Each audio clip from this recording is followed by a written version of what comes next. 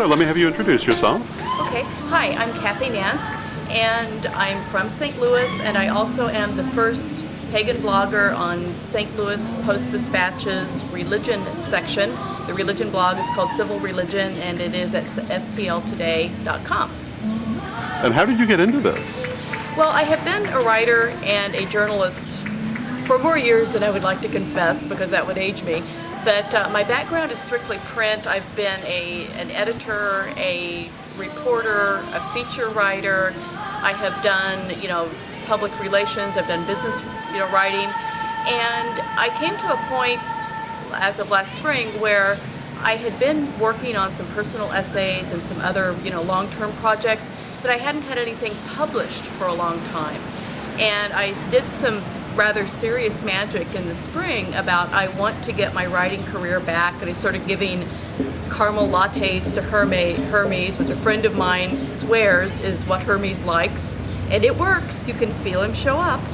And so I've been caramel lattes for Hermes and raising energy, and I want my writing career back. And then I got an email from my friend Susabelle, who also works with the Pagan Picnic, that the Post-Dispatch was expanding their blog stable and they wanted to add a pagan. And they had actually asked her, because they knew her from her doing publicity for Pagan Picnic. But she said basically, I have all this stuff that I'm already doing. I cannot add one more free thing. I've got to make some money. And I said, well, I got to get my name in print, so I'll do it for free. And hopefully, someone will pay for the cow later after they've had the free milk. But I just had that, joking aside, I had that very strong sense of internal knowing you get when you know, this is the spell starting to work. This is the magic.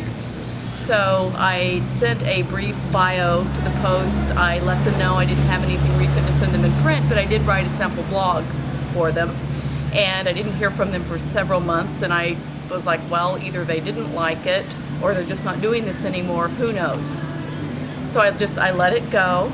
And then I'm on vacation with a good friend of mine. I'm checking my email because, who can go on vacation without their computer, even to the beach? And I had a note telling me that I was officially now a blogger. And so I was all excited and run in and wake my friend up. And because she is my good friend, she congratulated me instead of shrieking at me for interrupting her nap. And we started doing the actual blogs in mid-September. And it's been really interesting. I remember the first thing we did is we came in for training.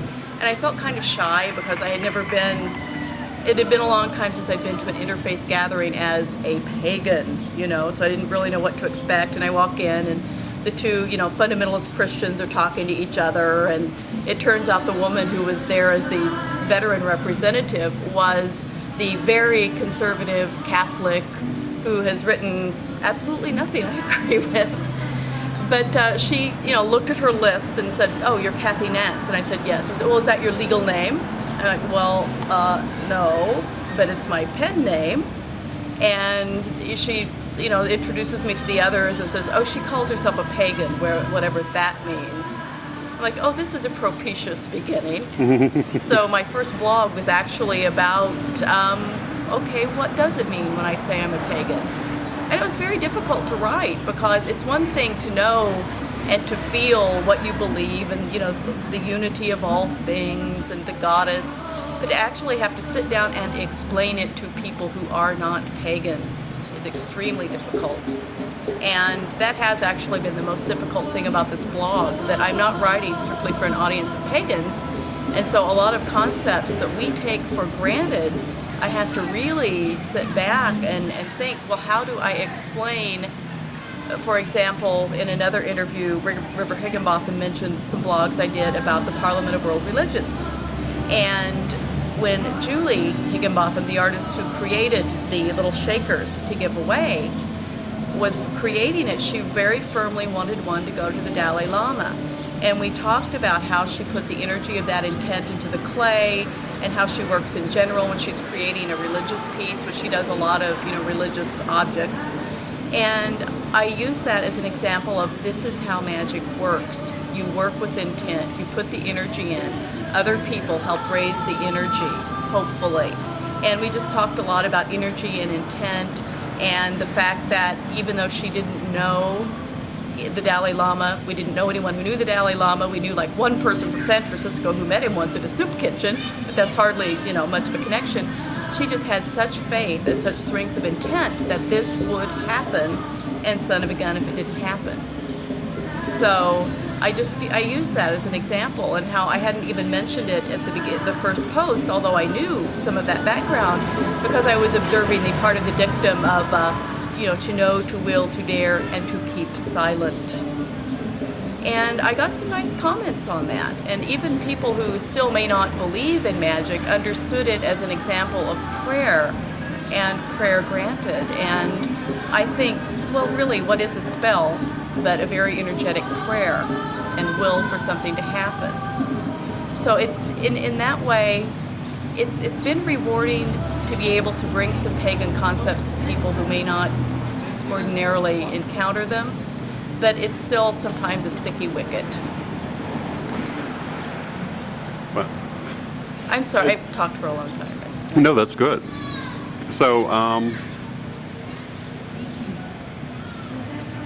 the thing is, I'm hard-pressed to think of a question, because I think you've answered all my normal questions, like your biggest challenge, which I think you kind of talked about, and most exciting moment. And so let me ask you, what do you want to see for the future of this? For the future of this,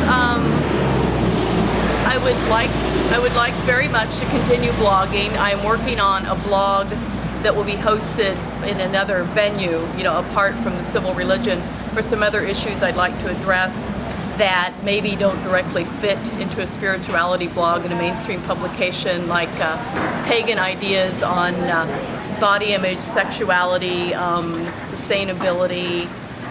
What are some ways that we as a pagan can have functional lives in the real world? And that will be launched shortly, and I would give you the name if I knew what it was, because everything I've Googled so far someone else is already using. So, but it will be announced on Facebook, so you can look for me on Facebook as Kathy Nance. And I also am working on some article and book proposals. So basically, I feel like this blog has done for me personally what I want, which is get a little recognition. And it has been rewarding in ways that I couldn't have imagined in terms of being able to introduce other people to paganism. Well, thank you very much. Thank you.